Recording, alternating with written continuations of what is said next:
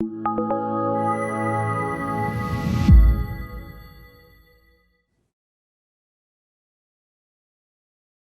are going to the introduction of our last keynote speaker, and I see many people in the audience who know him because he's everywhere, always.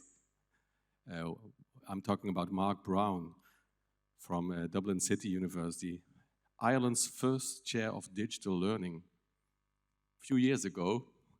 And since then, he's a professor in digital learning and the director of the National Institute for Digital Learning in Dublin. And if you listen to him and you never heard him, no, that's not an Irish accent he has, because he's from New Zealand. He had a whole career in New Zealand first, director of the National Centre of Teaching and Learning at Massey University. And he got a few national awards also in New Zealand. He's, by the way, somebody who had quite a few awards, and he's very well known for his leadership because he has a research interest in a lot of topics. I name a few: higher education, digital learning, blended learning, online learning, open learning, learning design, academic development, and the last few years a lot also on educational policy. He's asked, if you have a problem, just fly in, Mark. That's the way to put it, I think. He has been an advisor and consultant for many companies, but also for government. EU projects, we do a lot of EU projects together, and also Mark is on the board of a lot of conferences. I name a few: Eden, EDU, ICDE, and of course he is also on the board of EdMedia. To summarize Mark, he's the linking pin for and to many people, so make sure that you shake his hand before you leave this conference. But the best is he's a very nice, helpful colleague, always ready to help you, and he has a great sense of humor, and you will see it in his keynote. So, Mark, it's time to give a talk on the wild side. Give a hand for Mark Brown.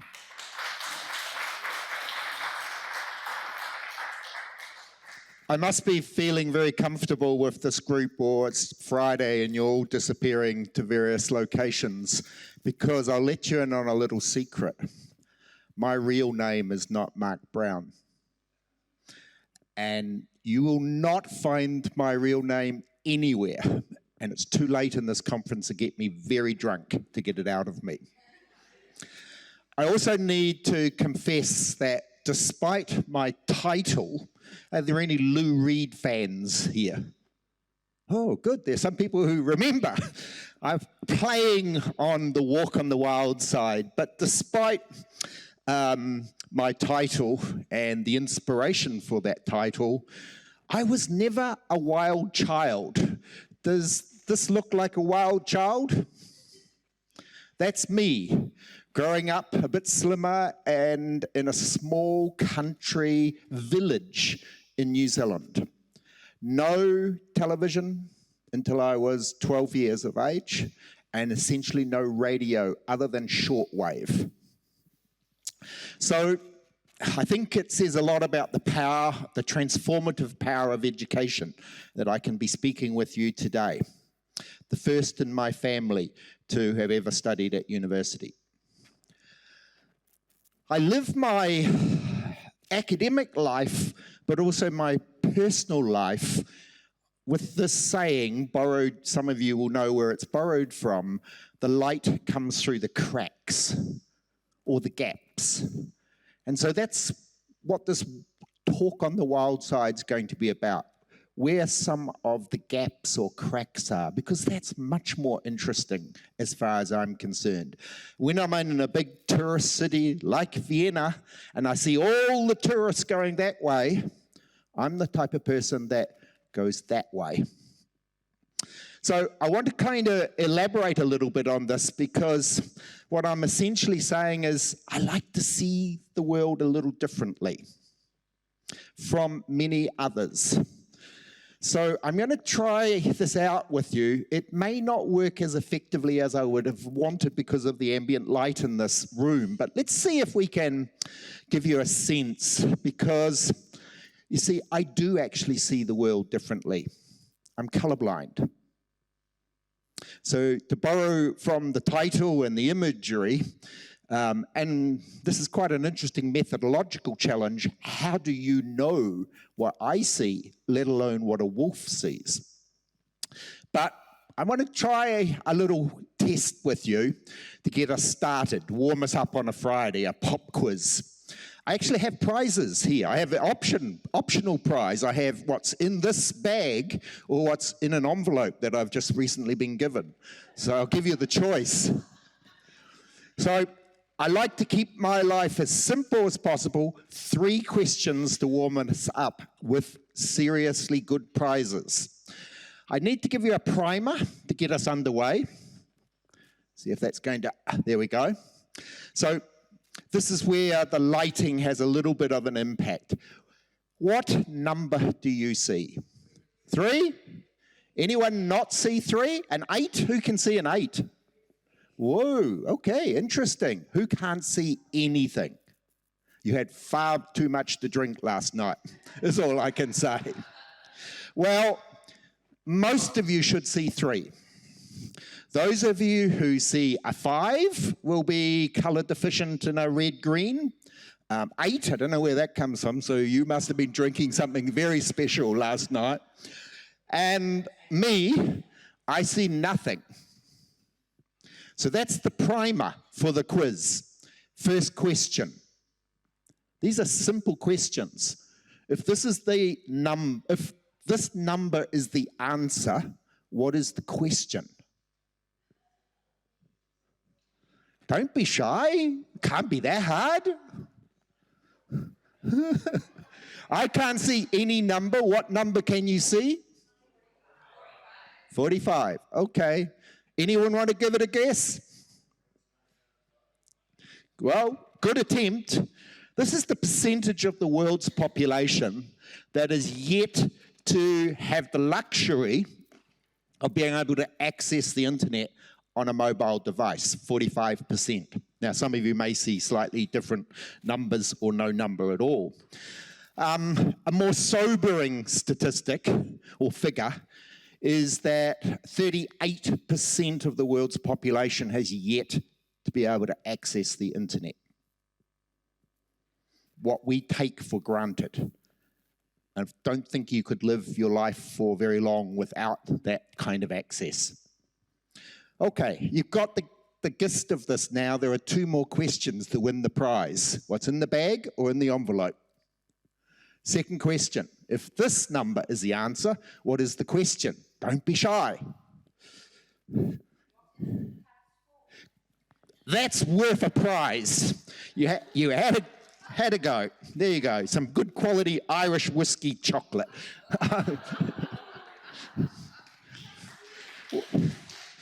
Well, actually the answer is, of those of you who saw 8, the number of men, white men based in North America, who own half the world's wealth. Isn't that sobering? In the kind of world we live in today? Last chance to win something. Final question. If this number is the answer, what's the question? Great, you'll have to come and get a prize later. I'll keep it down here, so make sure at the end you come up to me. At least you had a go. I always want someone to have a go. Here's the answer. The percentage, if you saw 26, because I'm not assuming everyone will be seeing this and it's not as clear as it would be in different lighting, 26% is the amount that's spent annually on weapons that would help us achieve the Sustainable Development Goals of eliminating poverty, hunger, and universal education for all. So again, quite sobering, particularly given what's happening in Europe at the moment. So that's the framing of this talk. And I'm just trying to make sure you avoid that little bit of static coming through with the rattling there.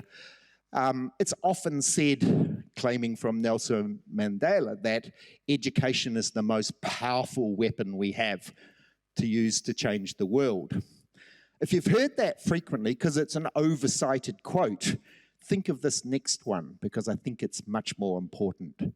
It's not education that changes the world. A very famous Brazilian educator here.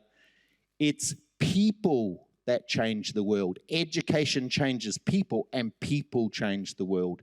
That means it's you. And if you go away from this conference charged up to change the world, then the conference certainly will have had its impact. One small step, as you'll see in my talk, maybe, rather than try to change it all in 1 week. So I framed the talk in what I hope is a relatively critical and challenging, maybe even confronting perspective. And in the time I have available, I want to cover 3 things. If I get to cover everything, that'll be great. If I don't, I'm not going to lose sleep over it. I want to talk about how we need to really bend and buckle mindsets. Some might say break our mindsets. Secondly, I want to explore the micro-credentialing movement. A few days ago, I didn't even have this as part of the keynote, but I wanted to sort of pick up on what is a very hot topic right throughout the developing world and developed world at the moment, and then leave you with the real answer to the question, the ultimate question, and as you'll see, that answer is chewing gum. So that's the roadmap. I'm going to take a couple of minutes as a quick sidebar. I've already framed this, but I want to anchor it a little bit more in some theory. So Einstein once said it's theory that decides what we observe. Some of you, I'm sure, will know about the theory dependence of observation. So I've got a theory that I've been using for a while to help anchor my thinking about digital education, or education more generally. Let me give you a taste of it. If you want to go back to one of the more primary sources of this, I used it and applied it when the MOOC movement was, if you like, catching the hype, a bit like generative AI is now. And it's about setting some narratives that are competing and coexisting with each other. Theory, of course, is no match to reality. It's just a theory. But it's the lens, to extend my metaphor, it's the lens that I try and see the world. So there are sort of 2 meta-narratives at work when we're thinking about digital forms of education. One are narratives or discourses, if you want to use a more academic term, related to the knowledge economy. And the other is a kind of noble, long-standing tradition related to the learning society, or some might call it the knowledge society. In many respects, those 2 traditions are interpreted very differently across the Atlantic. Europe has a long tradition of focusing on learning society, the public good of education, and I best stop and make comparisons. You can add or fill in the blanks for North America. The terms crisis, disruption, digital transformation, reimagination, I'm sure they've been all talked about over the course of the conference, get borrowed by these different grand narratives or worldviews for different purposes. Same language, but being applied for different ends. Let me elaborate a little more, because I just try to keep it relatively simple. Remember, this is just a theory. It's not how it is. It's just a lens. But firstly, education historically has always been about reproduction. We've been incredibly successful as educators over several centuries in reproducing privilege. The cultural capital from one generation to the next almost ensures that reproduction continues with those who are in positions of power and status. Now, there is a good part of reproduction. Cultural reproduction is very important, especially when I come from a country at the bottom of the world, subject to all sorts of global powerful forces. Maintaining our identity, our indigenous peoples' different ways of thinking is really important. But sadly, much of what we do in education is still about reproduction. reproduction of privilege for the already privileged. What we're now seeing with digital education, digital technologies, is discussions that are, I'll call it, linked into this reschooling discourse. Somehow educational institutions, schools or universities are failing us. There's a crisis. Again, picking up on that language. We need to reimagine their futures. And linked to that argument, we will often hear about how education gives people personal benefits, private goods, which is usually the term rather than personal good. But we see language about upskilling. We're seeing that all over the place now, for work, for jobs. The need for partnerships, these enterprise partnerships, entrepreneurialism, and so forth. And the fact that education is in rapid change and institutions are out of date. They need, technologies are fundamentally transforming what they need to be and what they will be in the future. All of that we're hearing around generative AI. Let's contrast that with two discourses from the learning society tradition. The deschooling, the opposite of reschooling in some respects, it's all about rewilding. Rewilding is this concept that's taken from ecology, about bringing bears and wolves back into the wild, returning to a more natural state. It's about openness, the OER movement or the OEP movement. Personalization, that education isn't a factory to put people through. We need personalized learning pathways. Democratizing access, and ultimately opening up these different ways in which people can continue to learn for life, lifelong learning, and life-wide learning. So sort of deschooling what we have. There is a danger here. By opening up education like this, this can play into the hands of the reschoolers from a libertarian or neoliberal perspective who want a free market. So you can be dancing with the devil here. Lastly, again, I just need to emphasize, this is not real. This is a theory to help us see what's happening. And note the key word at the title, the entanglement of these perspectives. They're deeply entangled.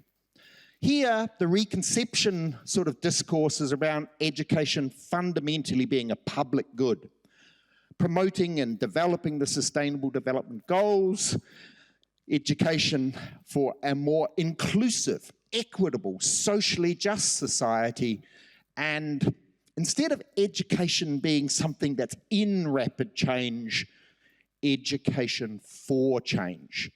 And the world is not binary, but I like to keep it as simple as possible as a thought tool for you. So to summarize, what I think we have here is the majority of the language of persuasion we're hearing is about education being in change and how we have to respond to that change. What we don't hear much about is education for change.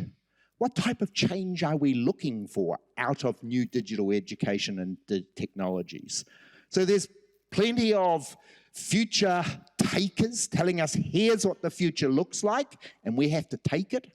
There's a fair few future fakers out there. I heard someone talk about snake oil merchants previously. This talk is all about being a future maker, a future shaper. And it's taken me a long time to get to the first part. Far too long. So let's see, we'll have to go quick through this. If you want to respond to that question, I invite you to do so, and I won't share the poll results at the end because of time constraints, but we'll put them up online and you can look at them because you can log in and see them for yourselves. So, bending mindsets. There's one thing that we know fundamentally over 50 years of ed tech, and that's the contribution that teachers' pedagogical beliefs, their philosophies, their mindsets play in mediating a new technology. The metaverse. I've deliberately chosen this example. Here is a replication of a classroom in the metaverse. A classroom kind of a bit like this, isn't it, really? Sitting in rows, listening to someone talk at you.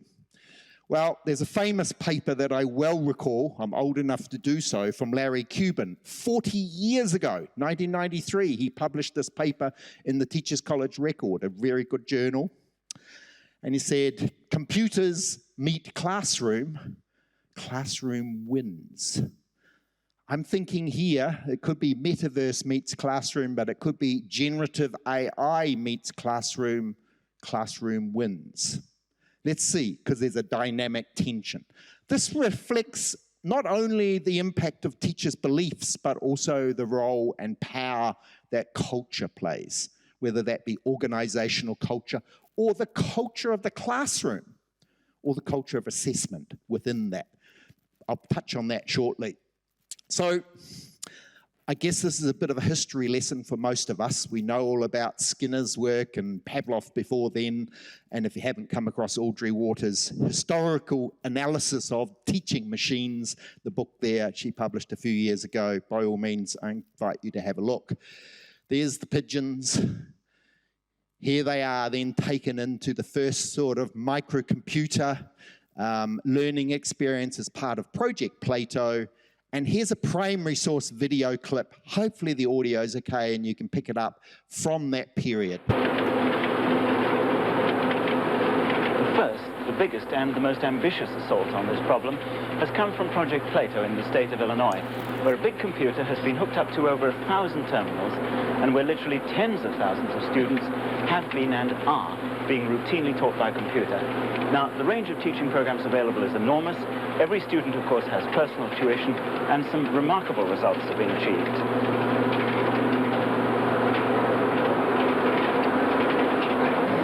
This computer is the heart, or I suppose you should say the brains of the Plato system. By world standard, it's not a particularly big computer, but it knows the names of thousands of students and how well or how badly they're doing at any particular moment. It's also got in its memory over 15,000 teaching programs, ranging from rudimentary spelling right up to advanced clinical medicine. Most stunning of all, perhaps, is the fact that it goes about its business 24 hours a day without a single human being supervising it. It's totally dedicated, endlessly patient, and supremely tolerant. A teaching computer which is a staggering foretaste of the future of world education. Note that final prediction. Aren't we hearing similar predictions about generative AI right now? Aren't we hearing about how a machine can augment our learning like never before? Did you see the image where people weren't able to interact with each other? They were kind of in these carousels. Well, you know, that thinking has not gone away. And it was perhaps amplified during the COVID crisis. Look at the pigeons. Doesn't matter whether it was Zoom or Teams or some other platform. That's what we saw. Of course, big debates about cameras on or cameras off, but you're still in your box. And no disrespect to my colleagues at Leuven, the University of Leuven, but here's an example of synchronous hybrid learning, quite a recent example, where there's this effort to blend, if you like, the on-campus and the off-campus learners. All very interesting, quite challenging. Technology that we didn't have perhaps as seamlessly as previously, but look at the underlying metaphor of pedagogy. Despite, you may have to look beyond the fact that they're all men because it's an engineering program.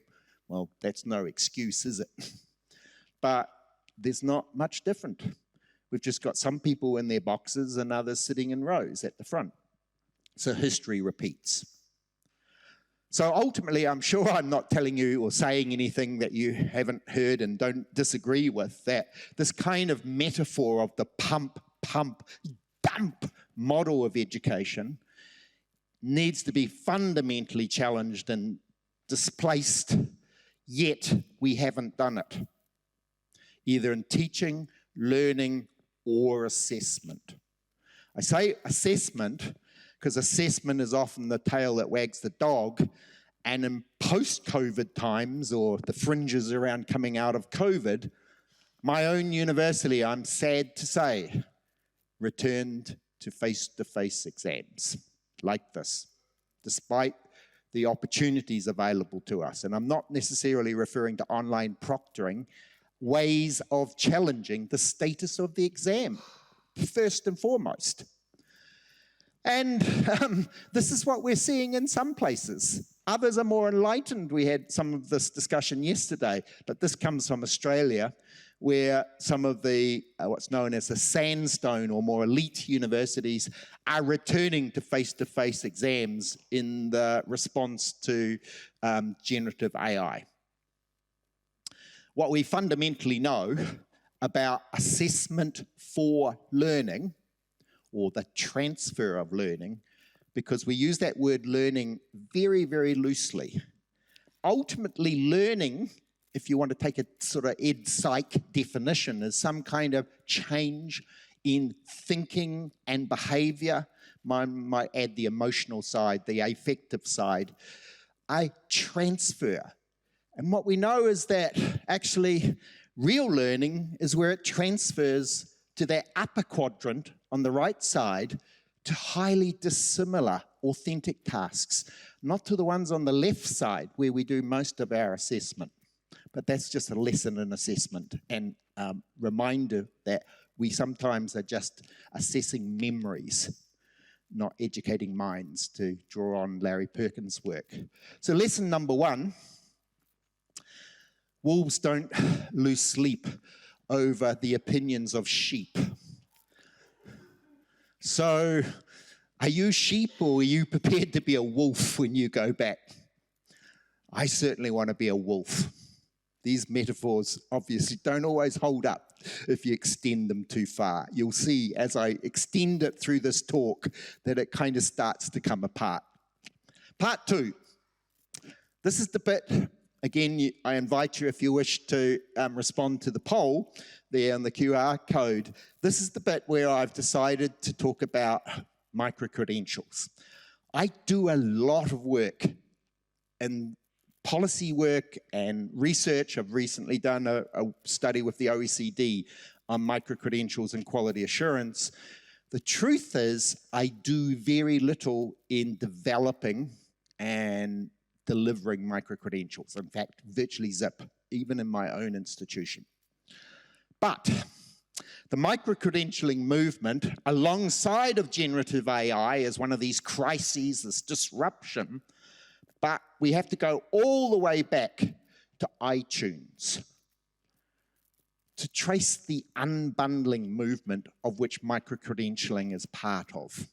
Good New Zealand song there, a good New Zealand artist. But iTunes and the parallel drawn to universities is, before iTunes came along, we had to buy our music on the CD. Some of you, it might even be on the LP. And someone else chose the bundle. You may have only wanted one song off that CD, but you had to buy the whole one. So the argument is that universities are like that, degrees are the bundle, and we get to choose what's in the bundle, and the learner has no option. So that's kind of, if you've heard of unbundling, that's the best analogy I can give you of this movement. From there is a challenge, and again, a little bit of the sheep metaphor woven into this and the wolf, that universities, a university degree, has offered this, and assuming we all have them, and probably more than one, offers this kind of sheepskin effect in that it doesn't actually matter greatly, arguably actually, what degree you've got, but it just gives you this protection and future-proofs you for life.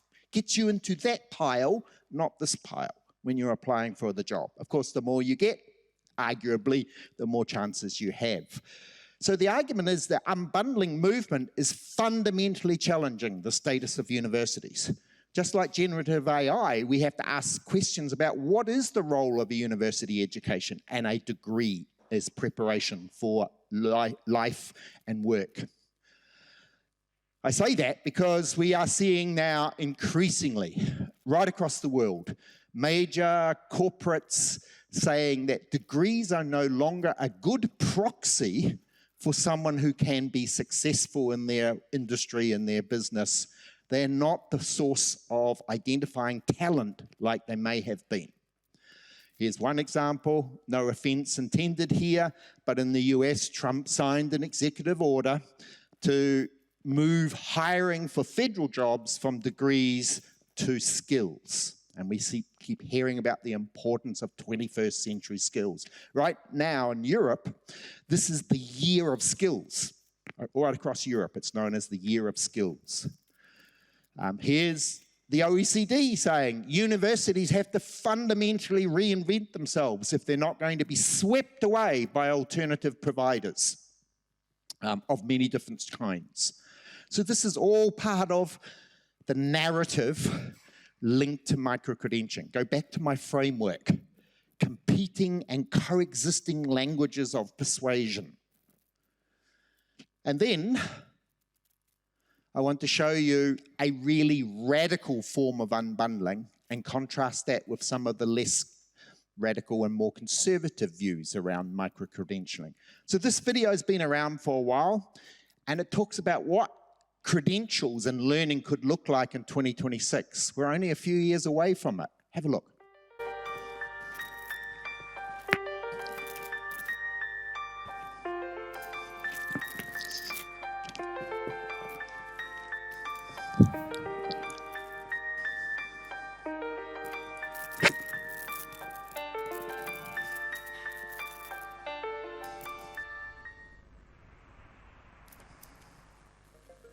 Your ledger account tracks everything you've ever learned in units, called EduBlocks. Each EduBlock represents 1 hour of learning in a particular subject. Anyone can grant EduBlocks to anyone else. You can earn EduBlocks from a formal institution, like a school or your workplace.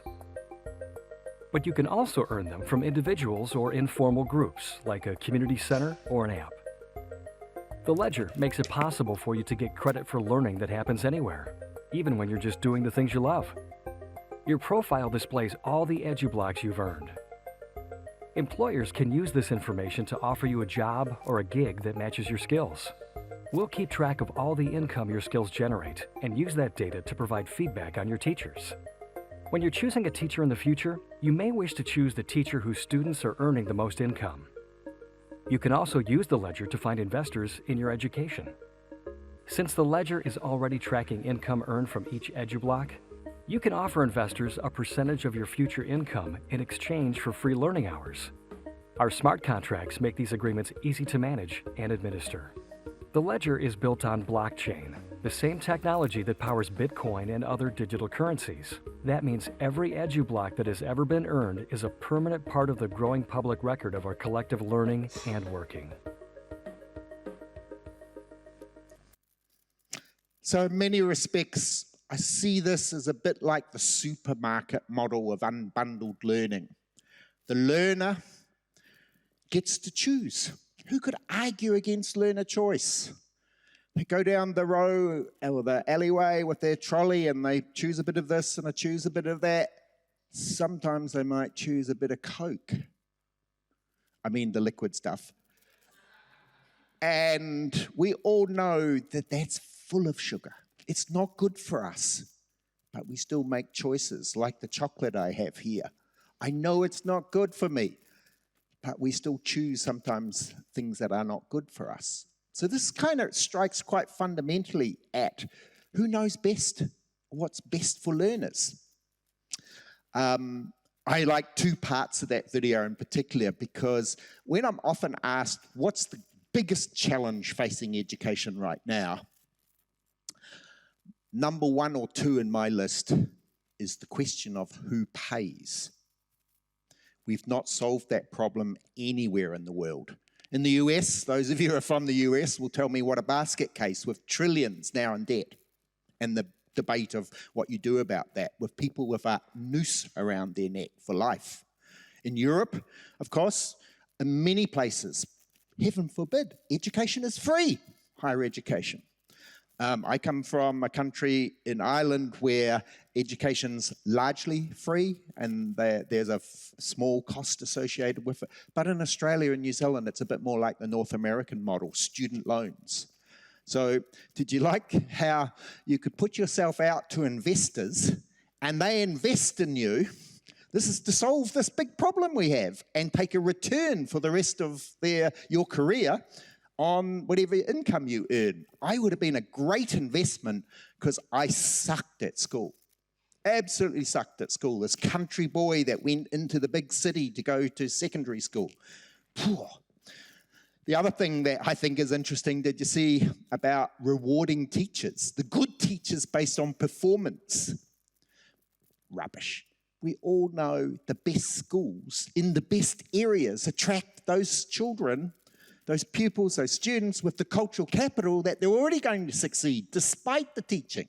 Find a good teacher when you go and look at those in the low socioeconomic communities. That's what it really requires to be a good teacher. Now, all generalizations are dangerous, including this one, so bear that in mind.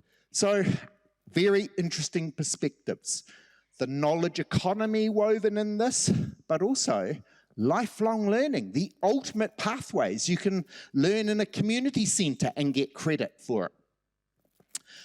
Well, I've already touched on the neoliberal. If you're not familiar with neoliberalism, it's a bit like one of these aerosol words. You spray it around, it's meant to impress people, and then it disappears. It has a bit of a bad smell. Some people react to it like fly spray, but it isn't a real thing. It's a theory, but the forces in which education is being presented as a personal commodity, that's woven in that video that you just saw, all about the personal benefits of education. There was no reference here to the public good of education. And so this paper is just one of the few critiques of micro-credentialing woven into or imbued in the language of neoliberalism. I've been heavily involved, as I said a few minutes ago, in the micro-credentialing movement and was on one of the expert groups that the European Commission established in 2020 to adopt a European-wide approach to micro-credentialing. This is probably something for those of you from the States that's hard to imagine, because trying to do anything that would be a whole federal approach to education in the US is quite a challenge, I think.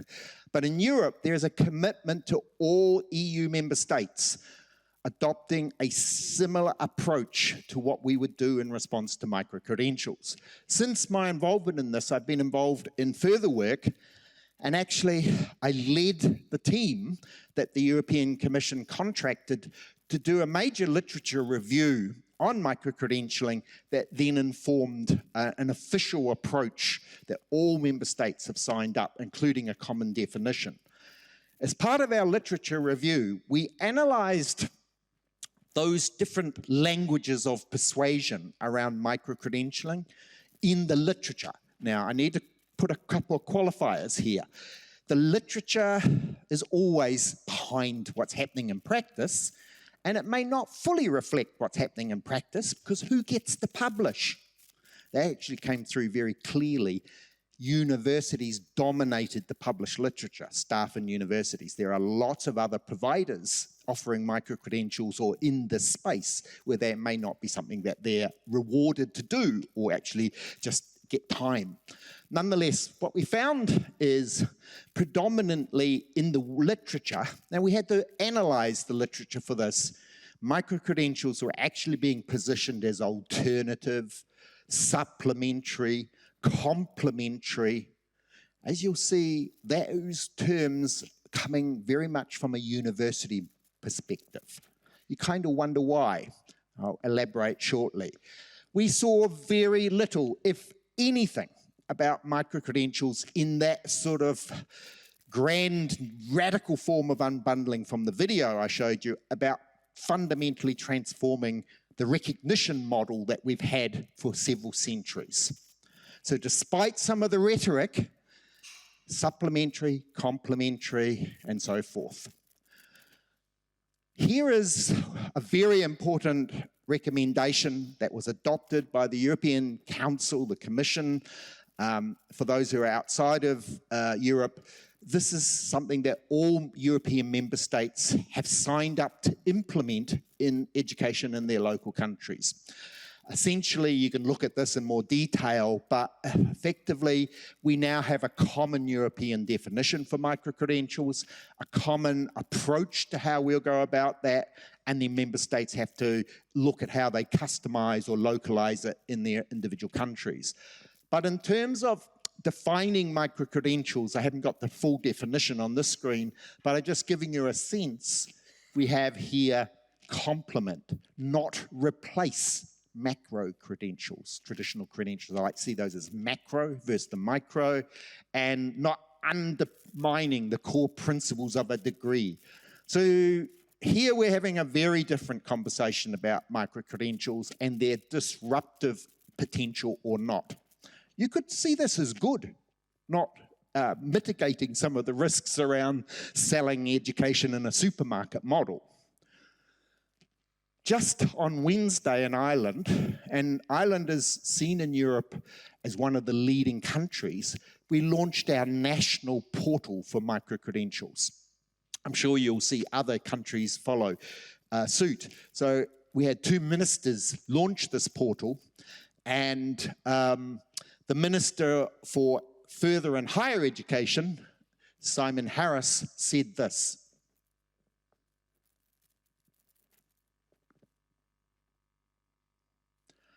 see the focus on skills shortages for work.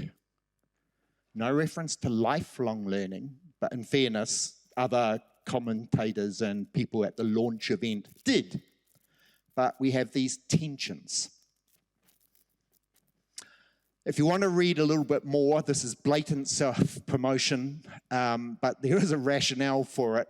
Leadership is going to be crucial to asking the right questions in terms of why you would want to implement or not micro-credentialing in your own institutions.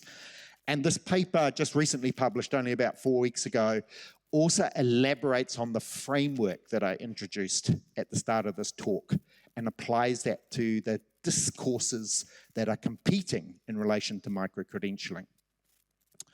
Final part, I think I'm good on time. And I know I have a conversation with anyone who wants to stay on after the tea, coffee break. Lesson 2, though. Where there are sheep, the wolves are never far away. Now, you can interpret that in different ways. The minister might be the wolf in this respect, depending on your perspective. Okay, this is where we get a bit really on the wild side. You may remember I mentioned chewing gum at the start. So we're going from micro-credentials, wolves, to chewing gum. That's a kind of mixed metaphor, to say the least. But I want you to reflect on, in light of how I framed this talk, how successful have we been at developing critical thinkers, critical consumers, and critical citizens? Because when I'm asked, what's the fundamental purpose of education or university education, that's my answer. I'd like to keep things in 3s if I can. There's no reference to work amongst that. So, we're awash in technologies, are we not? And now we have generative AI to add to the mix. This is just the annual list that is published by Jane Hart of the top tools for e-learning, I think she refers to them as, if I remember correctly, tools for learning. So we have all these technologies, but my question is, what's the problem? If all those technologies are the solution, what is the problem? Well, I've already given you the answer. The answer is chewing gum. Okay, let me elaborate. Did you know that chewing gum's a bit of a dirty little secret in our communities, in our cities, in our towns, and even in our small villages? It's a problem worldwide. It is the second largest pollutant on urban streets, because number 1 is cigarette butts. And chewing gum this comes from the UK, is on 95% of our streets. It litters them. But it's more than visual pollution. We take for granted. When you go outside, I challenge you to look for some chewing gum. You won't need to go too far. It's more than visual pollution, because chewing gum is made essentially from petroleum, a non-renewable resource that takes 50 to 80 years to break down.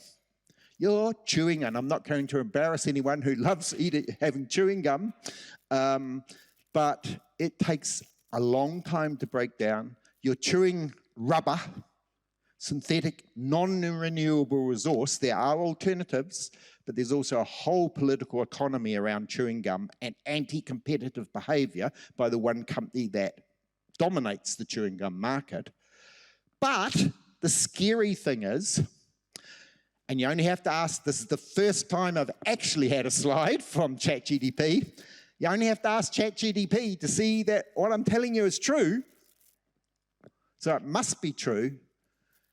Chewing gum and the products from within chewing gum have found their way into our waterways, into our food chain, and have been identified in fish. So we are now eating the chewing gum that we first ate some months, years before it finds its way into the food chain. This is a serious problem. I'm not joking, it's a serious problem.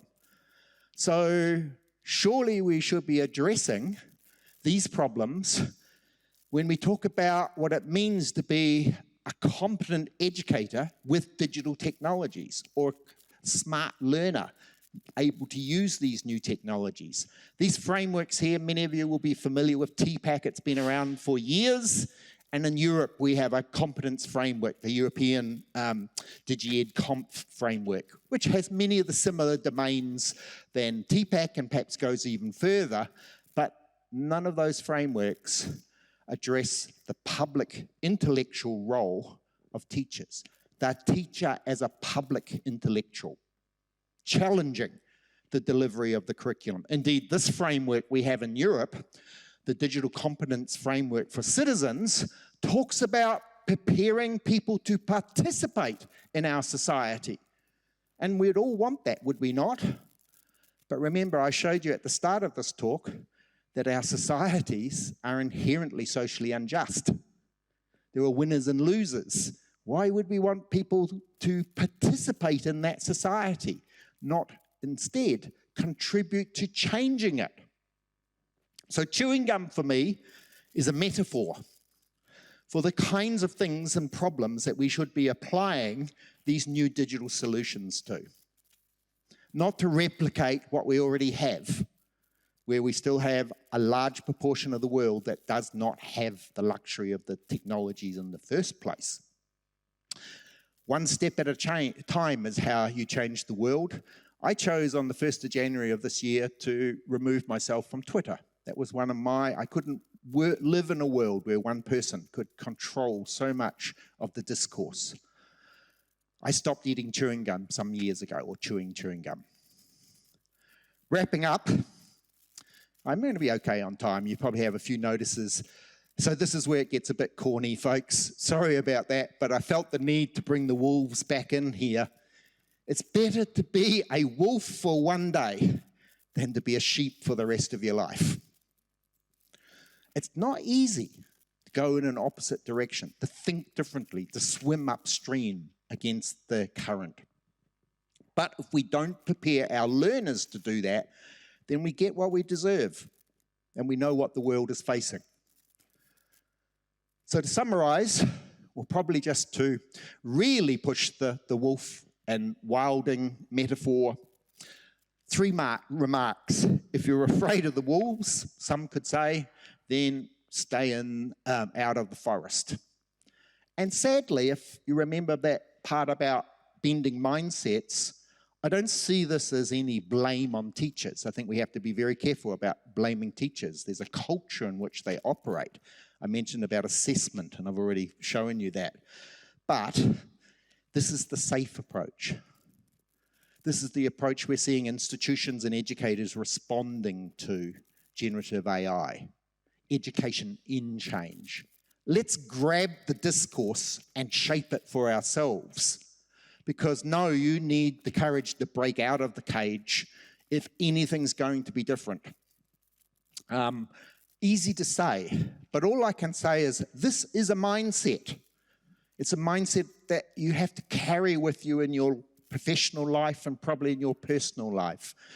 Not intended to mean that I'm standing on the stage, but for me, if you throw me to the wolves, my aim is to come back leading the pack in a distributed form, because no one wants a leader that sits on a pedestal. So thank you very much. A lot thrown in the pot there, lots of mixed metaphors, but hopefully a challenging way to finish the keynote. And those of you who would like to stay on after the tea break or come back in, then I'll throw myself to the wolves and you can ask me questions. But we do have a little bit of time, so I don't know if you've got some announcements or questions now. Okay.